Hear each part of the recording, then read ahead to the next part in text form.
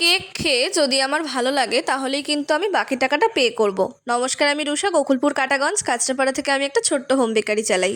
অনেকেই রয়েছে যাদের কোনো জিনিস সম্বন্ধে আইডিয়া থাকা সত্ত্বেও তারা কিছু কিছু ক্ষেত্রে নিজের চালাকিটাকে কাজে লাগানোর সব সময় চেষ্টা করে। আমি জানি না কোনোদিনও তারা কোনো বেকারিতে গিয়ে অথবা কোনো বড় কেকের দোকানে গিয়ে বার্গেনিং করেছে কি না, তবে আমার থেকে কেক কেনার আগে সে কেকের দাম প্রায় 100 টাকা কমিয়েছে। আচ্ছা তোমরাই বলো, তোমরা তো সবাই আমার ভিউয়ার্স, যারা যারা আমার কেকের দাম দেখেছো তারা একটা কথা বলো তো, আমার কেকের দাম কি খুব বেশি?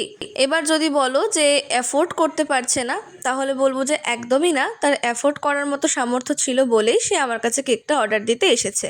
তো যথারীতি আমি তাকে কেক বানিয়ে দিয়েছি এবং কেকটা বানিয়ে দেওয়ার পর কেক কাটা হয়ে গেছে। আর আমি ভেবেছিলাম সে প্রথমে ইয়ার্কি করছে, কিন্তু পরে পেমেন্ট করার সময় দেখলাম যে না, সে সত্যিই আমাকে 60 টাকা কম দিয়েছে। তো আমি সেই মুহূর্তে আর কিছু বলিনি, আমি জানতাম যে কেকটা খেয়ে তার ভালো লাগবেই।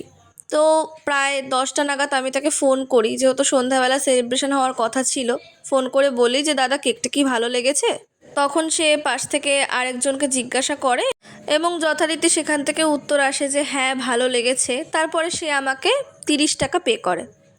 আচ্ছা, এগুলো তোমাদের সাথে কখনো ঘটেছে? ঘটলে জানিও।